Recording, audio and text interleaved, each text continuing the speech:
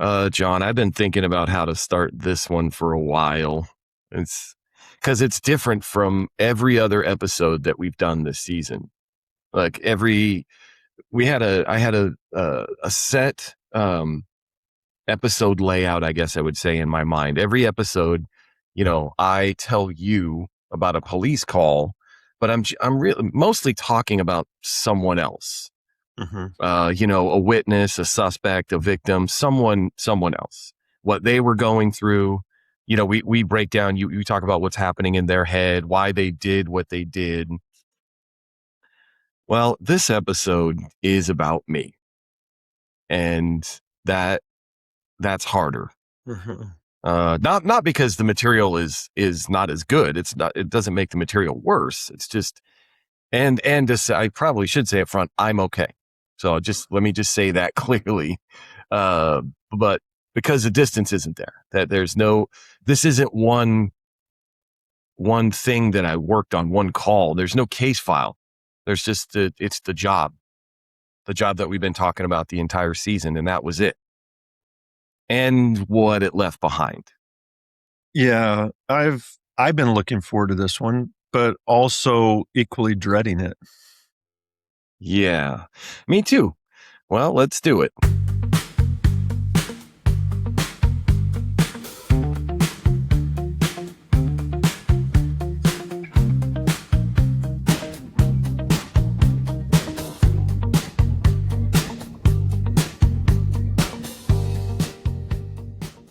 Welcome back to John Teaches Sean About His Brain. I'm John.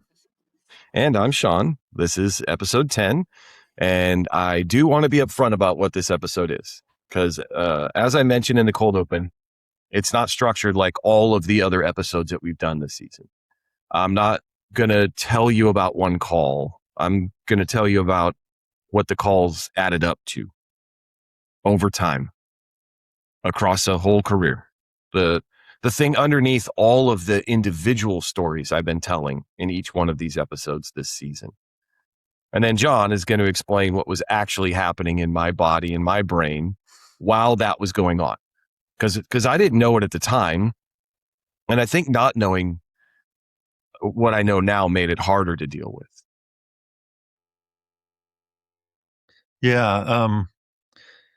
This episode has been kind of on the back of my mind since we started this season 4, because every story that you have told about your experiences, like the welfare check, the biochemist, the domestic dispute, all of those are the things that you absorbed in your experiences, things that you went through.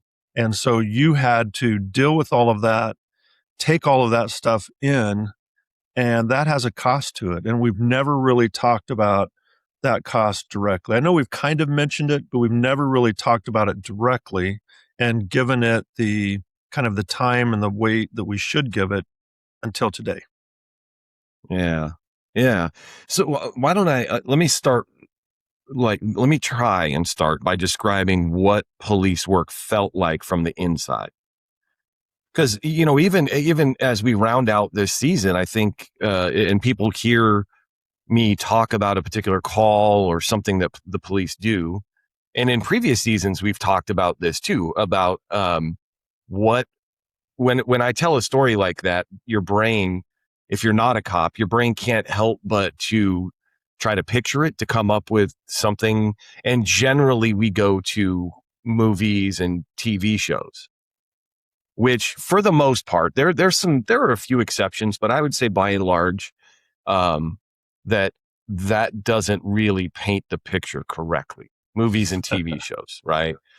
Very, very dramatic, very procedural. And I'm not going to go off on a rant about that. I may have talked about it before, but it's like a cop in a TV show gets into a use of deadly force, a shooting, and then like the next episode, they're back.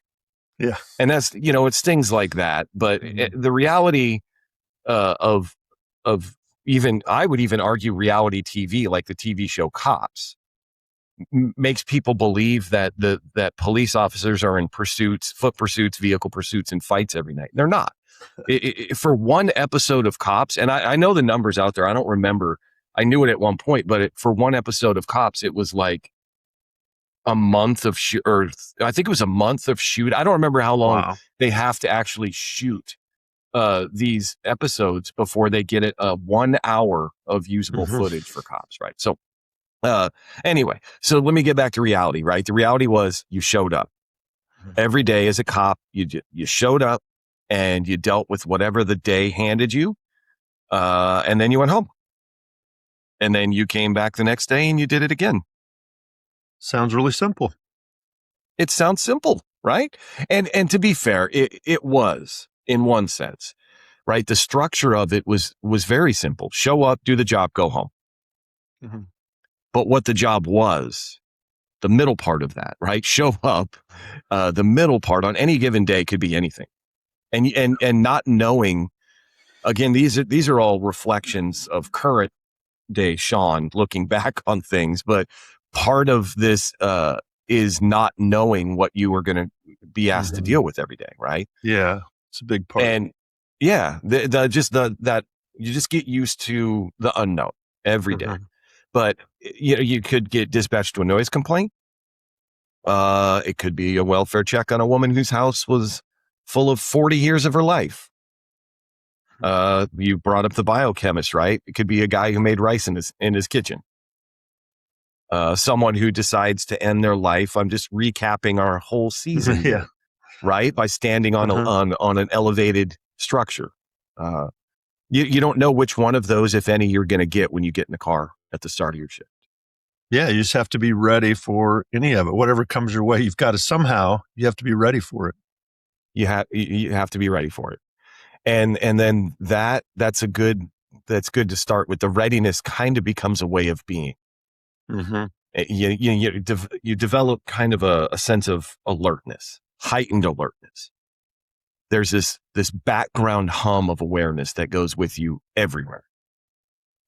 And for a long time, I thought of that hum of awareness. I thought that as a professional skill. I put the time in at the job. It's something I've earned, something, and also something that made me good at the job. And it was those things. To be fair, it was those things. But it was also something else that I didn't really have a name for until much later. Oh, what name do you have for it now? Hypervigilance. That's a term that I learned. Yeah.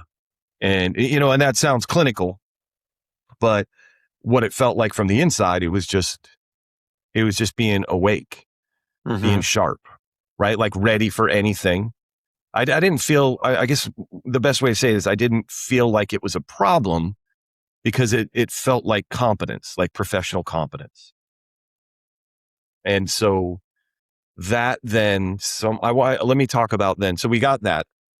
Show up, do the job, go home, and then the job is just so unpredictable and you have to be ready. Then somewhere, and I don't know where, but I want to talk about what it felt like when things started to shift. Because like so many things with human beings, in my opinion, this is just Sean's opinion, but like it wasn't acute. It wasn't dramatic, just in an instance, right? There wasn't the call that I went to, this single call that broke something. It was gradual, this slow drift over time. And the gradual nature of it was part of why it was hard for me to see it. Yeah. So what were the early signs for you when you realized it? Sleep. Sleep was the first one and a big one. I stopped sleeping deeply. Not dramatically. I wasn't lying awake with my eyes open, staring at the ceiling, catastrophizing, right? It wasn't that. I just slept lighter, like closer to the surface. It more easily pulled back up. And at some point, I just told myself I was a light sleeper. That's just how I was now. Yeah. And another part of it, I think I've talked about this, but for at least the first 6 years of my career, maybe longer, but for the first 6 or 7 years of my police career, I was on graveyard. Mm. And I only bring that up to say I do kind of remember thinking, well, yeah, human beings aren't designed to sleep during the day, which I Mhm. was. And that's probably a large part of why my sleep was like it was now. Yeah. Yeah. So it started to become, it started to feel probably more like a trait, like I'm just a light sleeper. And yeah, humans don't sleep, but they don't sleep during the day, but this is also, I'm a light sleeper. So this is my trait. So it's not really a symptom. It's a trait of my character or personality. Exactly. I remember saying those words. I'm a Hmm. light sleeper. Yeah. Even though for the first 23 years of my life, I was not, but now I'm a light sleeper, just who I was now. And then, Mhm. the other part was the fuse on me. I Mm. had a shorter fuse than I used to have. Yeah. Uh, Patience was quickly stretched thin over things. So like not at work though, I want to be clear about that is I was trying to be a professional at work. I tried to hold it Mhm. together, right? And so not losing my temper or getting irritated at work, at least that I would outwardly show. But at home, in what I would call ordinary situations, and I think anybody, you know, listening to this probably understands what I mean by just, things Mhm. that before would never have registered and shouldn't have registered, now would register. Low grade Mhm. irritation, at things that just didn't warrant it. And again, I told myself that's stress. That's normal stress. Everyone has stress. It's just normal. Yeah. That you kind It's of, just normal. again, yeah, it's kind of pushing that back where you don't really realize it. And it's interesting that you said that you made sure you had patience at work, because that takes effort and vigilance to do that, because you have to be patient there. That's why at home, a lot of times people in high stress jobs, their families are the ones that sometimes take the brunt of that, because they can let their guard down at home. I mean, it's home. I'm safe here. I don't have to be so vigilant and try so hard to be patient. I can just finally like relax a little bit, but that relaxing means I have that short fuse. So yeah, your family can end up paying a price for that as well. But anyway, what else? What else did you notice? Let's see, sleep, short Sleep, fuse. short fuse, uh, you know, the scanning. Mm-hmm, I sat with my back to the wall in restaurants so I could mm-hmm, see everything. I clocked the accents, all the, I was aware of who was in the room, where they were positioned in a way that made perfect sense at work and no sense at a child's birthday party. And people in my life noticed it before I did, right? There mm-hmm, was someone close to me in my life and it wasn't, they weren't trying to be unkind, or it just felt very observational when we were sitting there and they just said, "You never really relax, do you?" mm-hmm. And that put me on my heels a little bit, made me think about, and I thought about it and I realized I wasn't even sure I knew what that would feel like. Yeah, no, that makes sense, because you were training yourself differently, which we'll talk about later. But like, did you think at that time, did it make you wonder, like, when was the last time I was really fully relaxed? Well, yes. And there's I think for me, there was something bigger than that, which was I honestly, even to myself, I'm not talking about to the person that asked me that question, to myself, I couldn't answer that question. Mm-hmm. And that I think was the first moment understood this is something that I might need to look at. Yeah, I think I've shared with you before that uh, I this was before I started doing research with police. I'd never been around police officers. It was way back in a distant history, right after I was first married. My wife's a school teacher. We were at a party with some of her colleagues, and one of her colleagues had a husband who was in law enforcement, but had been there for a while. It was an older colleague and been there for years and was in I think he'd been through detective work and those types of things. And I'd never met him before. And he was at a kid's party that we had where everybody met. And he was standing off in the corner by himself, just really just standing there, just kind of like scanning and staring at everybody.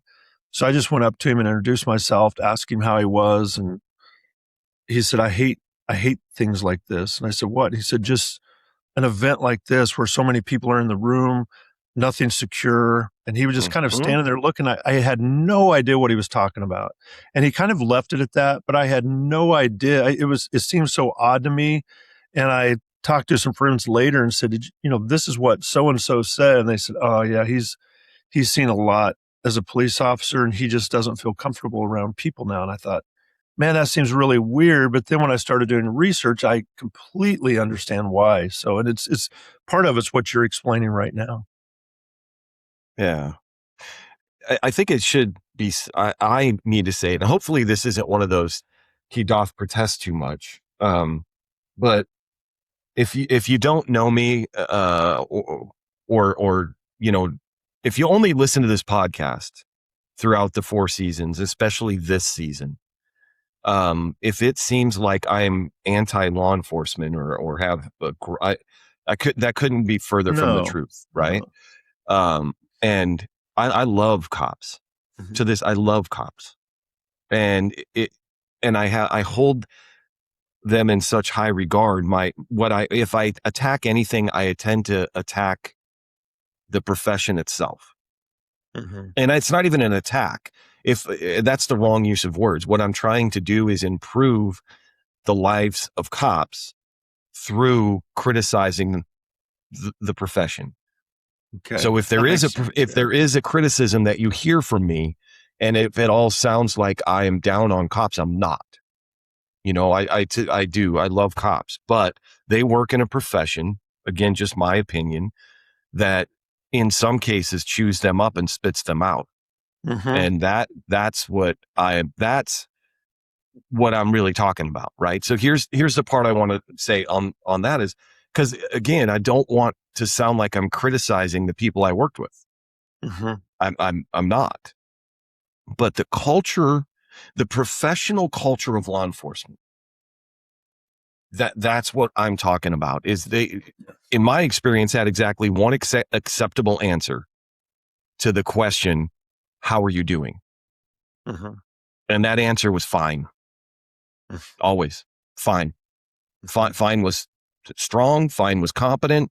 Fine was what you were, regardless of what was actually going on with you. Yeah.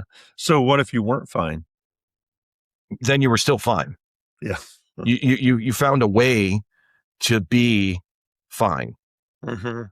Because the alternative now, uh, my very, very good friend is still in law enforcement and he listens to this podcast. So when he, sends me a message or whatever and says, "Hey, that was a great episode," I go, "Great." But there's been a couple where he's like, "Hey, you've been out of the profession for a couple of years. We're getting better in that regard." Mm. And I take that to heart because he knows. Yeah. Right. But, Good. um, so I'm saying that to say I'm basing this on my own experience. Mhm. And I also feel like there are more agencies, there are more states, more departments that are not where his is. Yeah. But because if you listen to the show, Jason, and he's got the dog in there. We went over Yeah, all of yeah. this, right? So I'm saying there's a balance to this, and this is my experience, what I went through. But saying that you weren't fine, Mhm. asking for help, admitting that something had accumulated inside you to a point where you needed to put it down, that had a cost, Mhm. a professional cost, Mhm. a social cost, Yeah. the way that people looked at you, right? The conversations that would happen after you left the room, Yeah.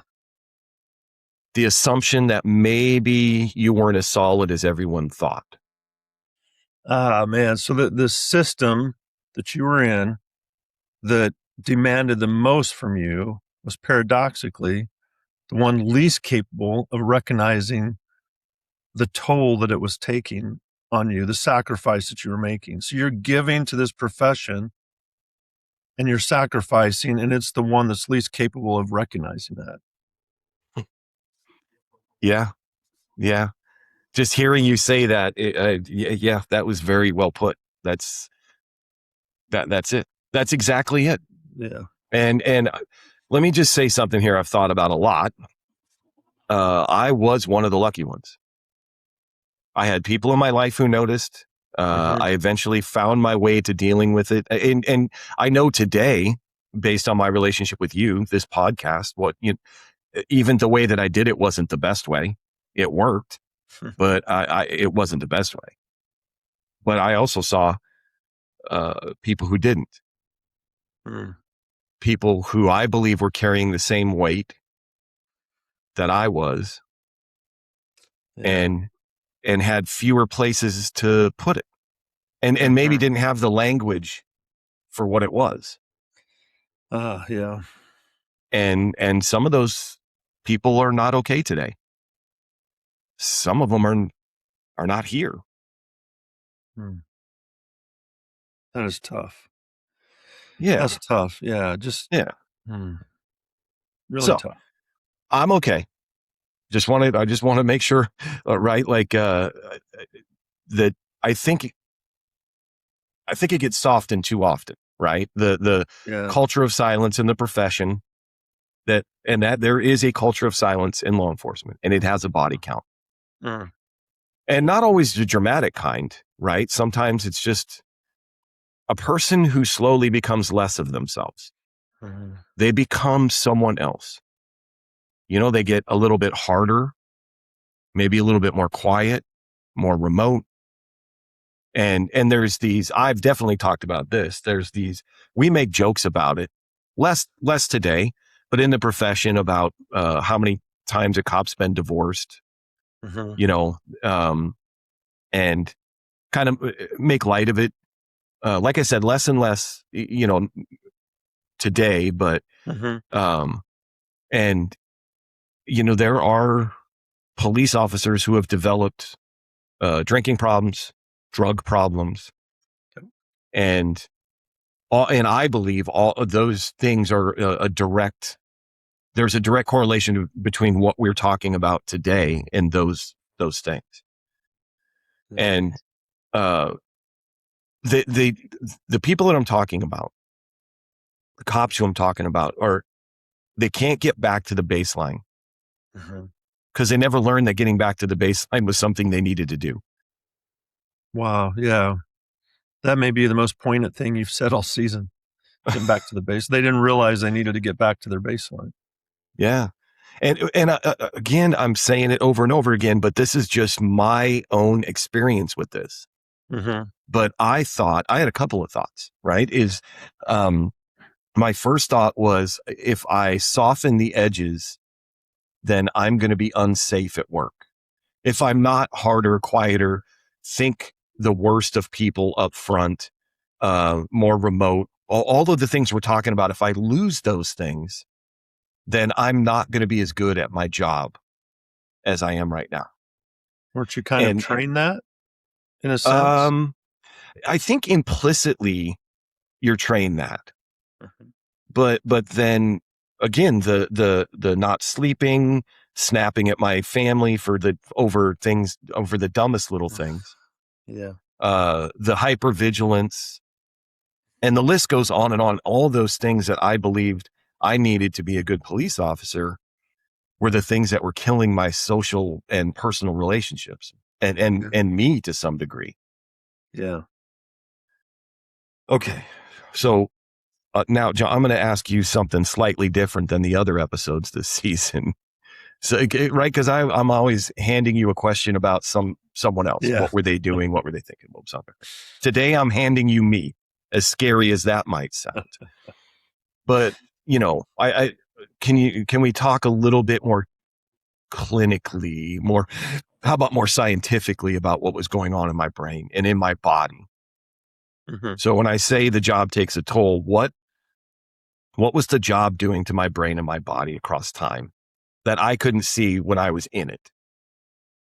Yeah. So I'm going to get out my scalpel, my forceps, and really dig into your brain and just expose to everybody what Sean's like. No.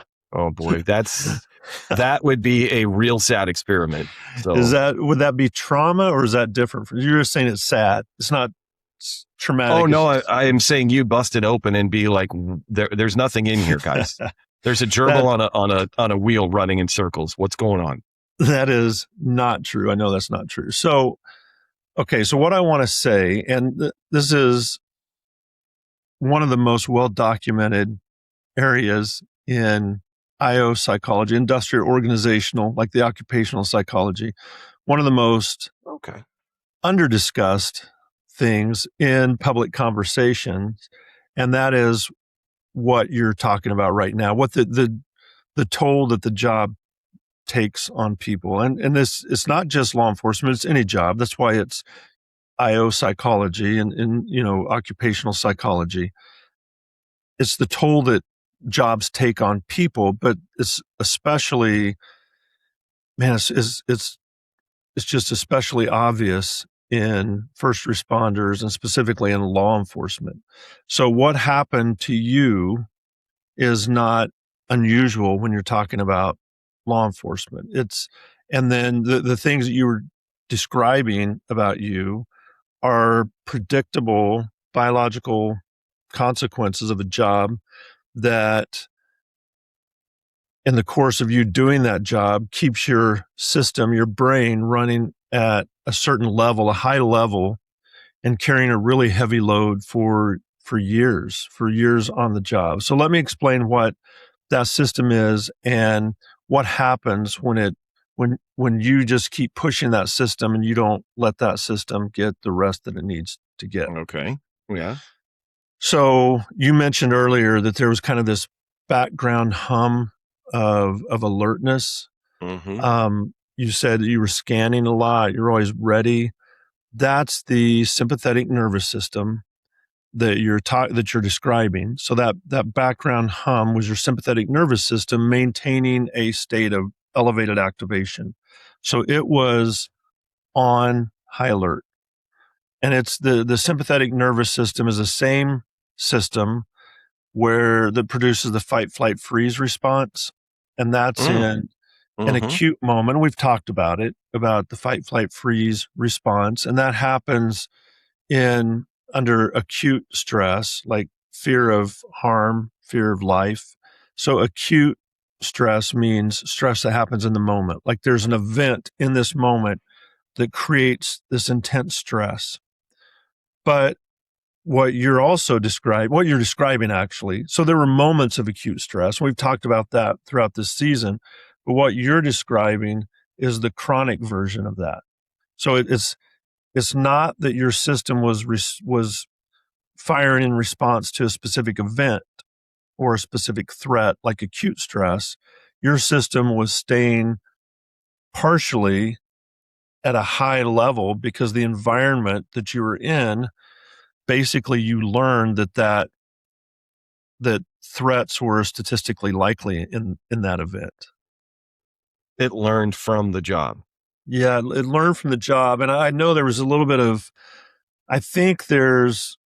so here's something else I sensed, is that when I said you were also trained to be that way, and you kind of hedged that because I know that you've been involved in training and you've seen certain types of training, and training always, I think, from this is my point of view, it seems like when something happens, training gets blamed. Like an officer does something, well, that officer wasn't trained right. So then you look back at the training.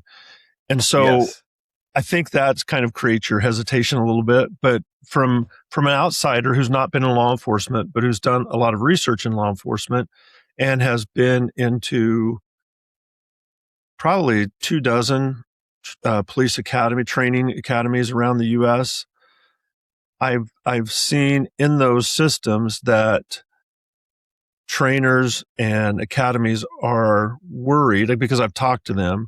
They're worried that if they don't train their officers properly and something happens to that officer and they die on the job or they're severely injured on the job, that it's their fault as trainers for not helping the soon-to-be officer understand how dangerous the job is.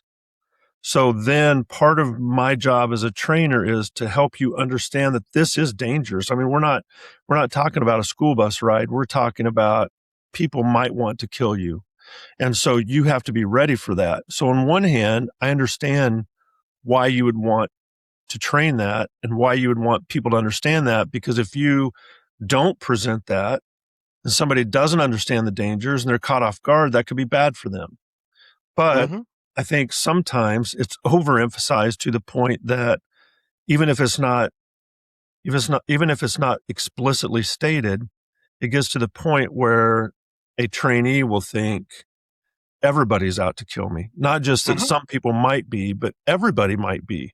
So now I have to treat everybody I see as a potential threat to me. And that's what keeps us elevated. I mean, we're talking about if there's a possibility that everybody in your environment, wherever you're at, in a public place, could attack you and try to harm you, man, you have to be so vigilant and ready for everything. And so it's not just that one threat moment, but now I've got to be ready for whatever comes. And now you're keeping your system operating at a really high level of threat detection, and it just becomes chronic, because now it's not just a specific threat once in a while. I have to stay my my detection system has to stay at a pretty high level, because something might happen. So like you said, that's learned from the job and maybe from training. But the nervous system is adaptive. We have an adaptive system, so it's going to calibrate to whatever environment you're working in. And if you're spending most of your work hours in an elevated sense of there might be threat, and then your work environment turns into months and then years, and now you're spending years in that environment where, again, I'm not trying to downplay it. Threats are possible on any given day. I mean, you're doing a dangerous job. It's a job I wouldn't want to do.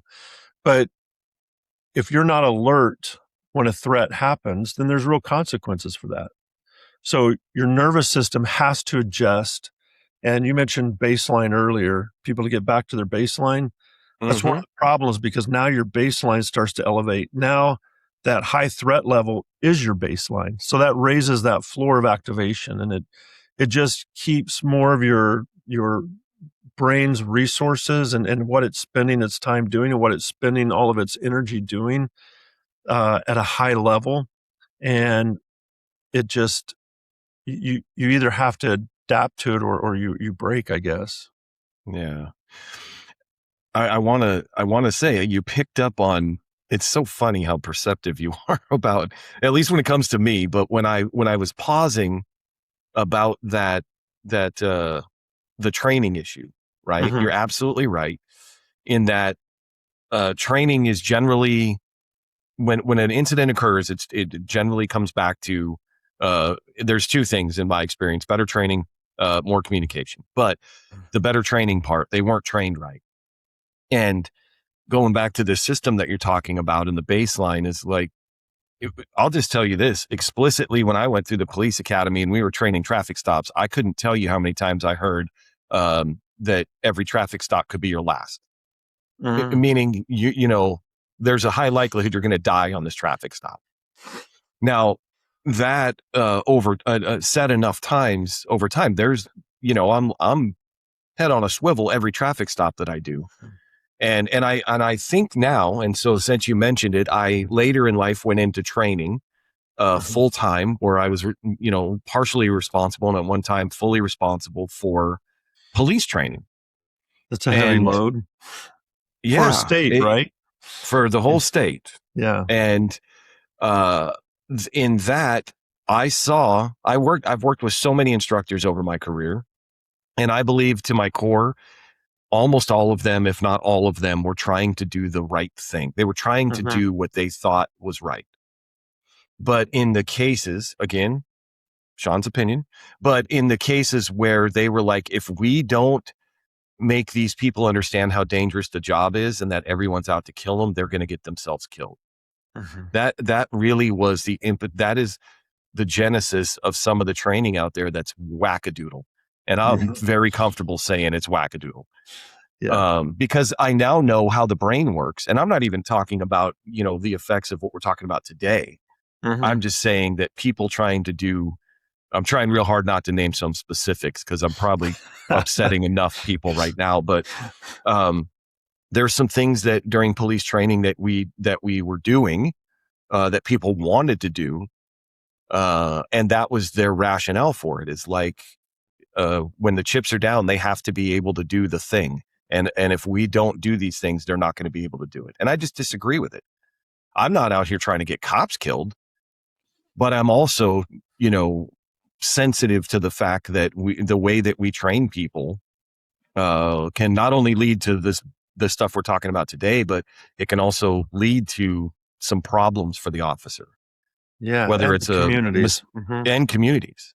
Mm-hmm. But mistake of fact shootings, not accidental, but negligent discharge. There's a laundry list of things that can kind of go back to, yeah, we told them every day for long enough that everyone was going to try to kill them, Mm-hmm. or everything you do. And that was the other answer. Hey, it's a dangerous job. This job isn't for everybody.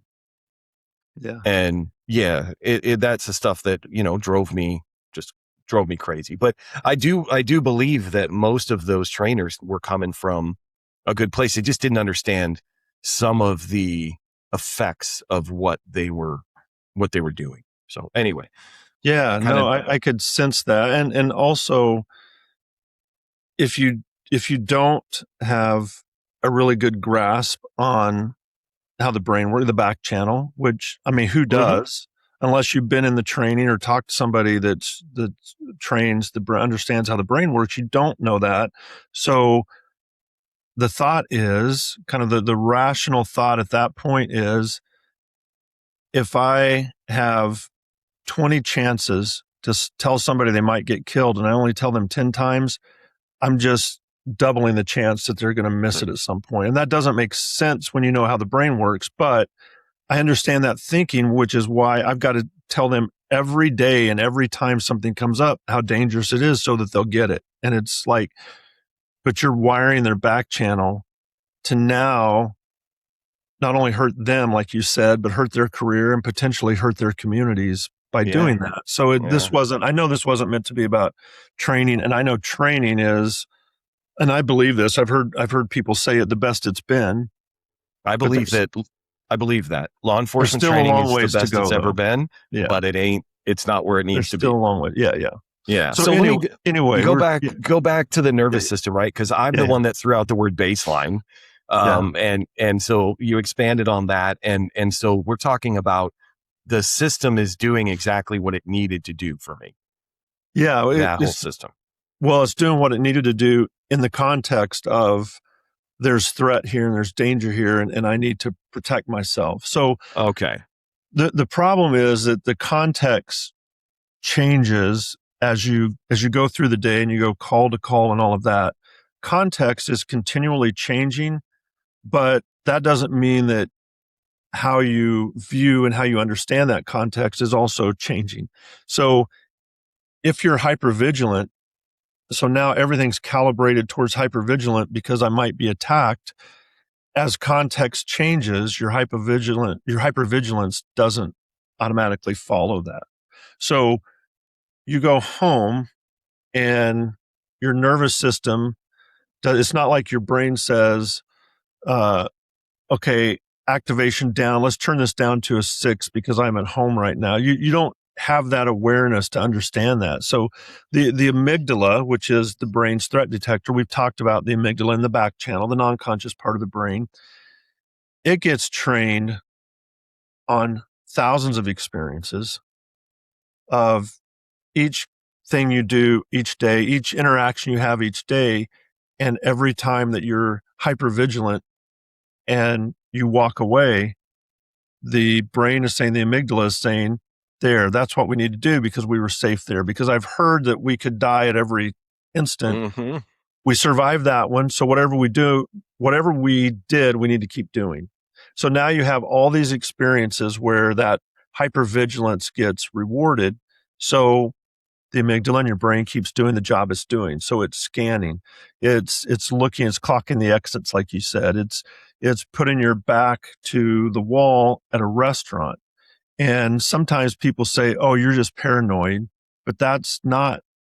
I'm not saying that somebody who does that can't also be paranoid, but worrying about thinking I need to sit where I can see the door and I need to know where the exits are, that's not paranoia. That's because you've trained your brain over days, weeks, months, and years how to best operate in its system to keep yourself safe. And that's what it's learned. So that's what it does. So it's not, you know, I think one of the things that people say, the negative parts about being a police officer, being hypervigilant is that you become paranoid. But I would disagree with that. I think you're Yeah. just training your brain to be hypervigilant so that it feels safe at that moment, which I guess if you wanted to argue semantics, you could argue that that could be an early form of paranoia, but I don't see it that way. I just think that you've learned how best to operate within your environment, and it feels like the right thing to do. So that's why you keep doing it. And Yeah. But it stays on. yeah, that's what I was just going to say is you built an alarm system that can't turn off. There's no off Yeah. switch. There's no off switch.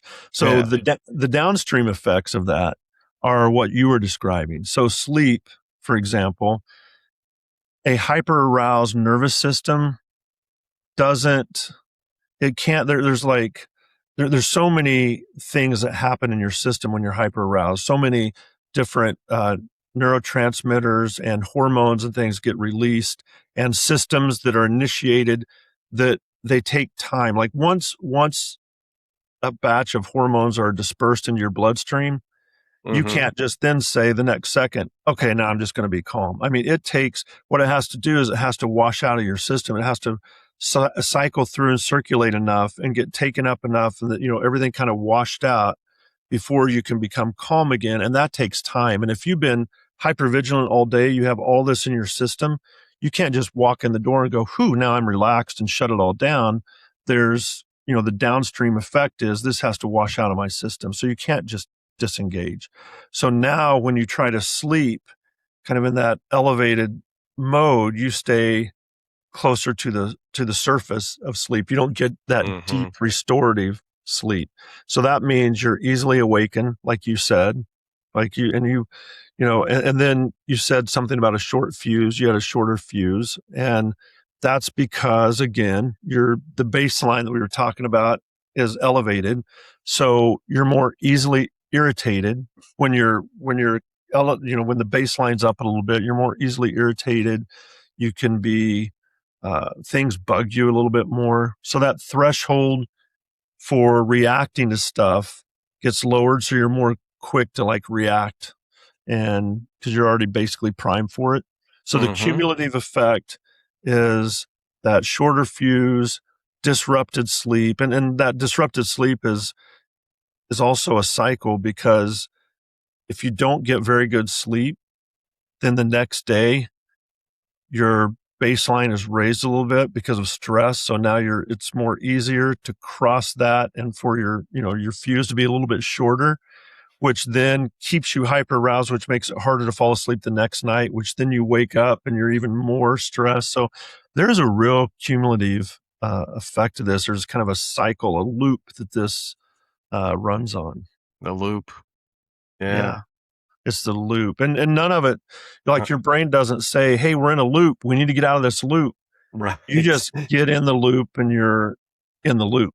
And Yeah. and I'm usually not in the loop, but that's a different story. That's a social loop. But this is like your body. Like I never know what's going on. So people will I got say, it.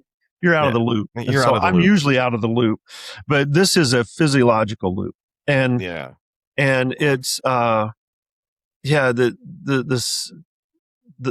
bad part is it's a loop in the non-conscious brain, and that's the part of the brain that we don't really know what's going on down there. We don't understand what's going on down there, so it gets explained away. We don't realize we're in a loop. Our brain doesn't tell us, hey, we're in a loop we need to break out of. It's just it gets explained away because we're noticing our behaviors, and a lot of times we don't even notice them It's when somebody talks to us, like you said, you had somebody to say, man, you don't ever really relax, do you? It's like that type of thing. And then that's where you go, wait a minute, why don't I really relax? And this is probably your non-conscious saying this. And what's pushed forward is, I'm just a light sleeper.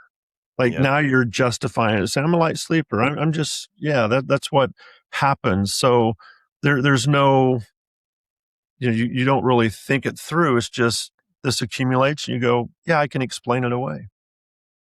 And that's what I was doing because the on channel is does want to problem solve. Yeah, it wants to solve it and explain it. Yeah. So it explained it as I'm just a light sleeper Yeah.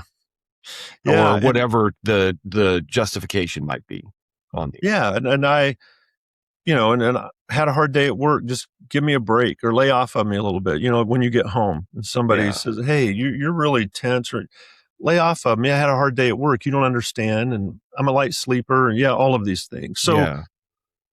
I I have to think, make decisions every day at work that affect yeah, other people. Don't make me decide where we're going to dinner tonight. yeah, I don't want to make decisions at home. yeah. So I want to stay disengaged. And that's what it's Yeah. read as is you're like, you give all your energy at work. You don't give me anything like you. And Mhm. so it's so hard. Man, yeah, it's Yeah. hard. It's hard.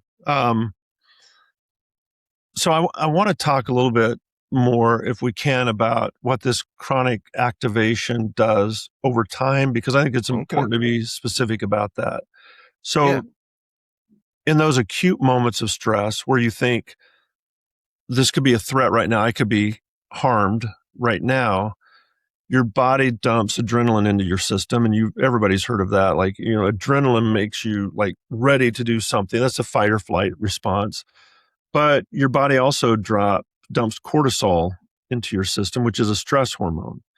And cortisol in the short term is really good. It helps with getting your heart ready, your blood pumping. It helps with in the brain, it helps consolidate memories. So you remember things more, you're more alert, you're more with it. And that's really important in a stressful situation.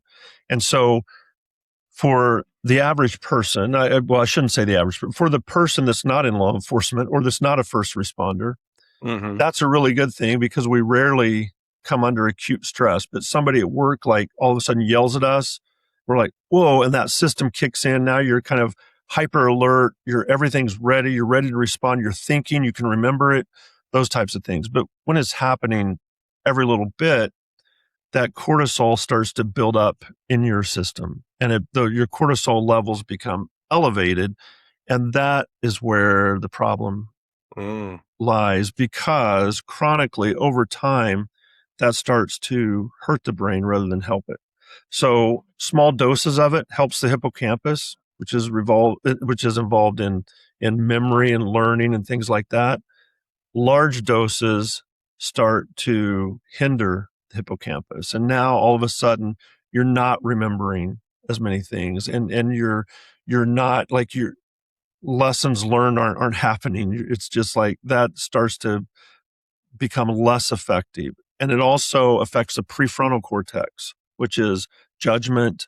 Remember the the amygdala and that system the limbic system will always try to send that emotional response to everything. Your prefrontal system is what puts the brakes on and says, let's keep That's our right. composure right here. Let's be professional right here. But that judgment, that emotional regulation, that uh, flexibility and thinking and problem solving in the moment is less effective when cortisol levels have been elevated for a while. So now your prefrontal cortex is what gives you that professionalism, and now that's starting to suffer. Mm. So it's making changes in your brain that you're relying on. Yeah. Well, yeah. The one thing, the one organ I needed to do the job was changing in a negative way. Yeah. That's Yeah. what I'm hearing you tell me. Yeah, it's exactly it. So over time, and I don't want to make it sound like there's this huge change or be really dramatic. So we're not talking about just this dramatic cognitive decline like dementia or something like that. We're Right. talking Right. about just a gradual change. There's these little subtle shifts in emotion regulation, in the ability to calm yourself down and kind of be present in the moment. That starts to shift just a little bit, and you start to become just a little bit different. You can't fully relax. It's where people start to notice. You said, friends and family start to notice. That's when that subtle shift is starting to happen, when other people are noticing it. Yeah, because it doesn't announce itself. No, it doesn't. The people around you who've also been adjusting and noticing what's happening, Yeah. they don't always have that external reference point either. So sometimes they don't even know. They're on that journey with you, and they might not notice it at first. It might take them a while. So Mm-hmm. sometimes, like, let's say you have a spouse, it might be your spouse's parents who live somewhere else and see you like 3 times a year, and they go, "Whoa, you know, this person's really changing." This, and then your spouse might say, "Really, I hadn't noticed it." So it can be, you know, even other people. So people that are close to you might, what I'm saying is, people that are close to you might not notice it at first either, because they're living that with you. And then when it's pointed out to them, they go, "Well, yeah, obviously now I see it." And sometimes when it's pointed out to the first responder, they go, "Oh, yeah, I'm kind of seeing it now." But it just is Yeah. so gradual, so gradual. Yeah. And that, So and unless someone asks you why you never really relax. yeah, then it makes you think. So I guess the next thing would be to talk about, like, what can help people in that. So you said that some of your friends in law enforcement listen. So what helps? I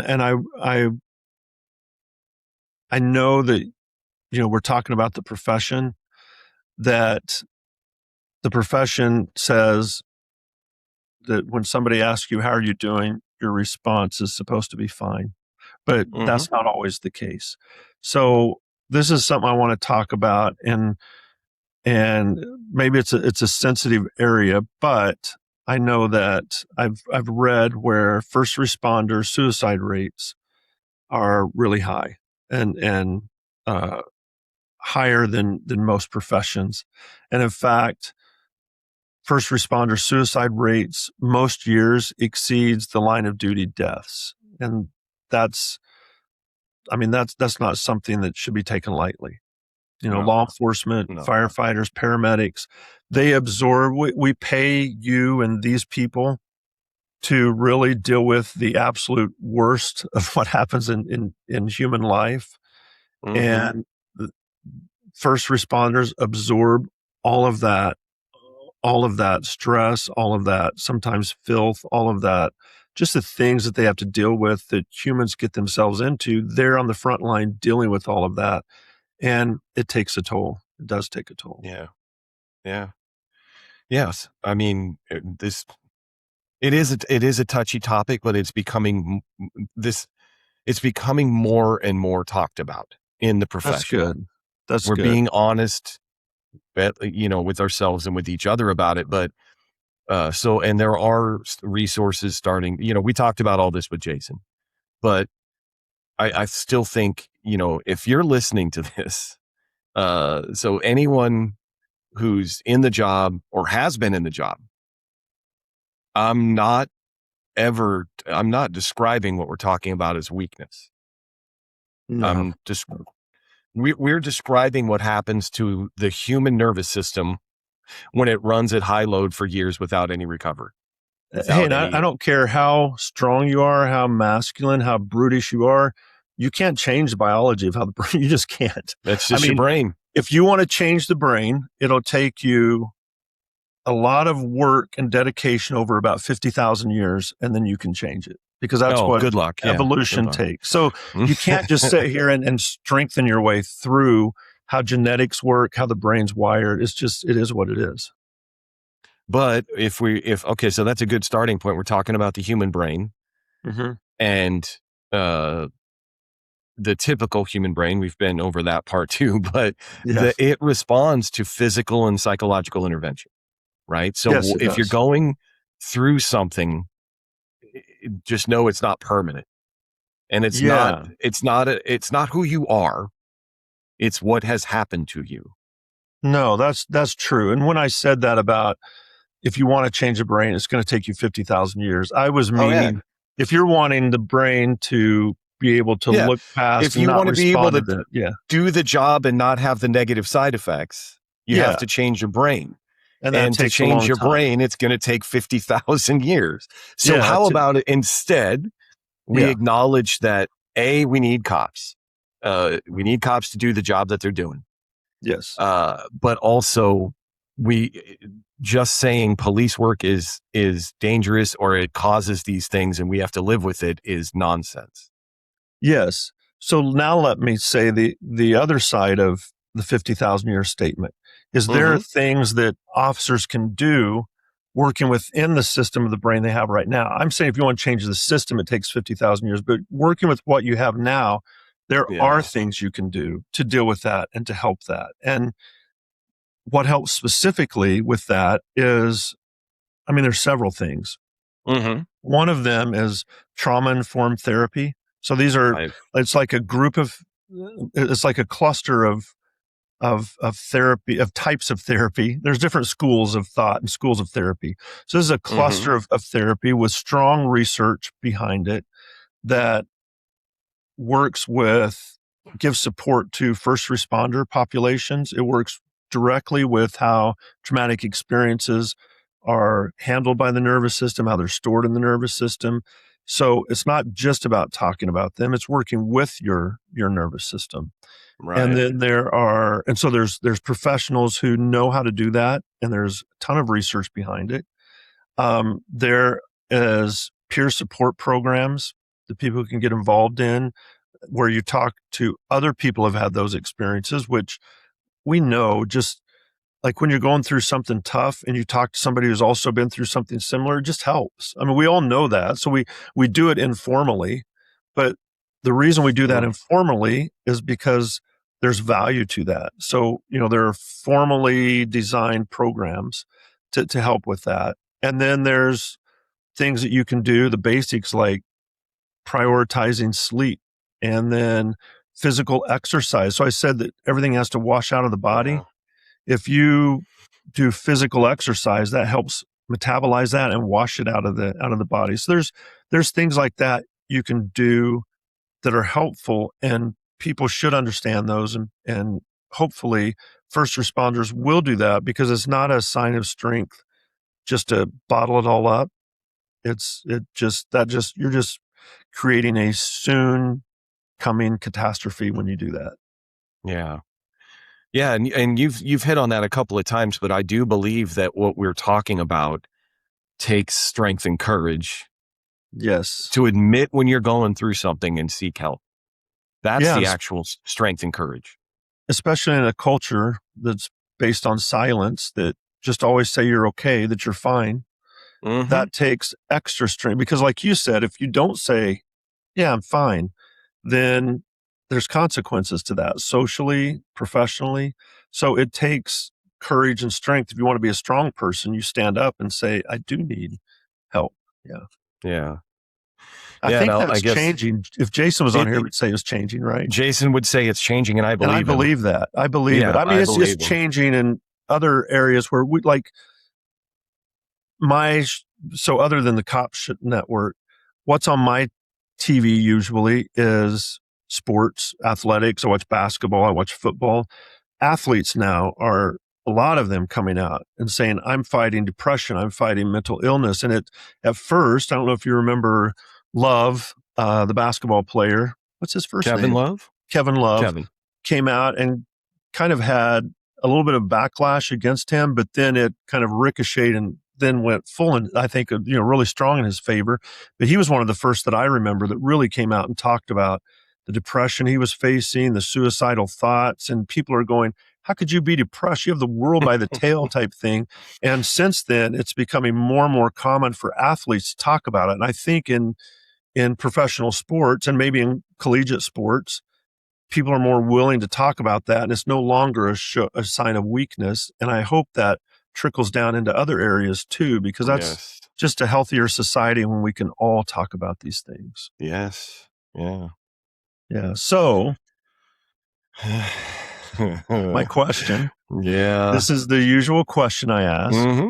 And I don't want to ask, how does knowing this think about your calls? Because that doesn't really fit into this Yeah. show. Yeah. That makes But I want sense. to ask something a little bit different.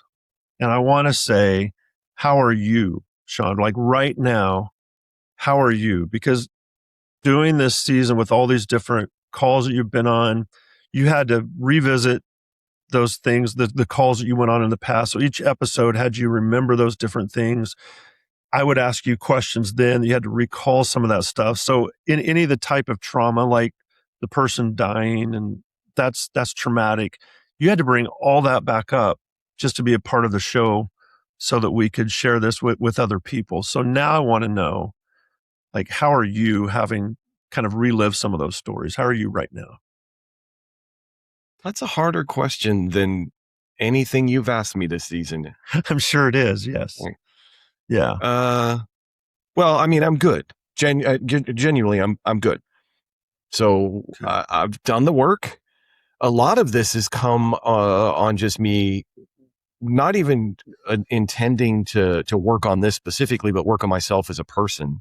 And Mm-hmm. thankfully, I've stumbled on some people who have written some books, some podcasts who are just way smarter than me and talk about some things that I've used to kind of help, but not, it just like me breaking myself or being broken, it didn't happen all at once, right? It just happened Right. over time, slowly, with the help of some really smart people. But I think this, as I sit here at the end of this season, I think that the season has been part of that too, in a way I didn't fully anticipate, right? So I've told these stories before on occasion, not all of them actually, but Mm-hmm. to, a small group of friends or to, all of that. But telling them out loud to you on a podcast. And then I think that's not it. It's having you explain what was going on underneath all of this. Mm-hmm. That's what that I'm just coming to this now is like, there's something about naming things that changes your relationship to them, right? Mm-hmm. They don't disappear necessarily. They just kind of fit differently. Yeah. No, you're right on that. And I think that's what language gives us. And, you know, the power of self-talk because we use it Mm, in our training. And it's kind of what language, talking about it, that's what therapy is at its core, really. But it gives you a new way to understand your brain and how it works.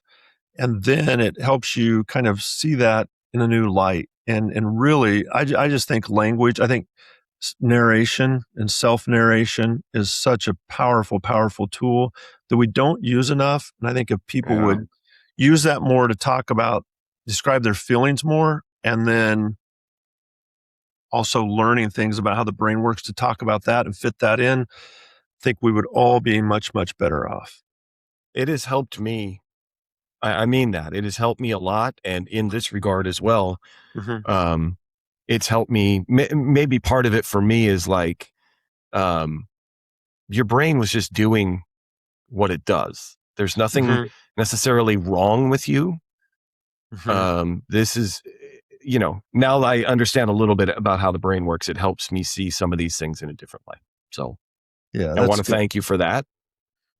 Good. Um, Yeah, I'll take it. And then for anyone who's listening to this episode or these episodes, and they see themselves in any part of what we talked about today, like I have a short fuse, or I can't sleep really well, or I don't know when the last time it was when I relaxed.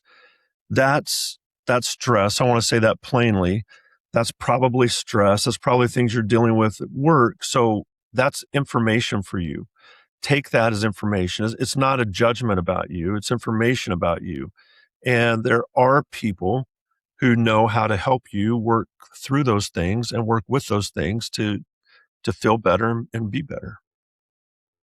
yeah, that's good. That's good information, John. Thank you. And thanks everybody for listening.